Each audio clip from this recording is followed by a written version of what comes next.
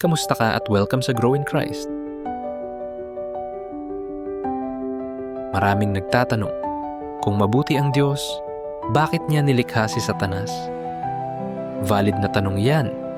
Hindi ito simpleng usapin ng good versus evil, kundi tungkol sa kalikasan ng Diyos, free will, at kanyang soberanya.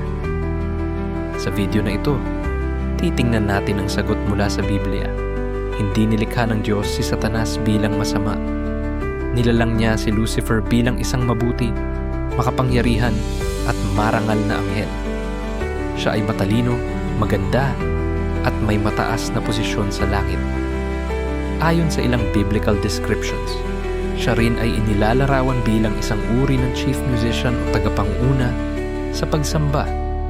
Nilikhang may espesyal na papel sa kaluwalhatian ng Diyos. Pero tulad ng tao, binigyan din siya ng Diyos ng free will, ang kakayahang pumili kung susunod o magre-rebelde. Ang Diyos ay Diyos ng pag-ibig, at ang tunay na pag-ibig ay may kalayaang pumili. Kung walang choice, hindi totoong pagsunod yun. Pinayagan ng Diyos ang free will, kahit alam niya na may magre-rebelde. Hindi ang Diyos ang gumawa ng kasamaan. Ang pride ang nagdala kay Lucifer sa pagbagsak. Pinili niyang itaas ang sarili niya higit sa Diyos. Doon siya naging si Satanas. Hindi ibig sabihin na pinayagan ng Diyos si Satanas ay wala na siyang kontrol. May hangganan ang galaw ng kaaway. Ginagamit ng Diyos kahit ang masamang intensyon para tuparin ang kanyang mabuting plano. Ang pinakamalaking akala ng kaaway na tagumpay sila sa pagpapapako kay Kristo sa krus. Ang malaki nilang pagkakamali ay ito rin ang naging pinakamalaking pagkatalo niya. Sa krus, ipinakita ng Diyos ang kanyang pag-ibig, hustisya, at tagumpay laban sa kasamaan. Hindi magtatagal ang kasamaan. May takdang wakas si Satanas. Ang Diyos ay makatarungan, at darating ang araw na mawawala na ang kasamaan magpakailanman.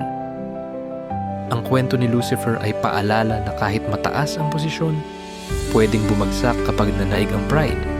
Hindi sapat ang talento, katalinuhan, o kahit spiritual na karanasan kung wala ang pagpapakumbaba at pagsunod sa Diyos. Ipinapakita rin nito na ang free will ay regalo, pero may kaakibat na pananagutan. Araw-araw, may choice tayo kung susunod ba tayo sa Diyos o uunahin ang sarili natin. Hindi pinipilit ng Diyos ang pagsunod. Inaanyayahan niya tayo. Isa pang mahalagang aral, ang Diyos ay laging may kontrol kahit sa gitna ng kasamaan. Hindi siya nagugulat, hindi siya natatalo, at hindi nasisira ang kanyang plano.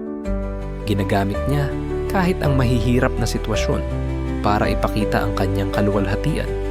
At higit sa lahat, ang krus ang patunay na ang kabutihan ay laging mananaig. Ang akala ng kaaway na tagumpay ay naging daan ng kaligtasan. Sa huli, hindi si Satanas ang panalo.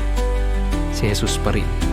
Kaya ang salamat sa iyong panonood at kita muli tayo sa susunod na video dito sa Grow in Christ. God bless!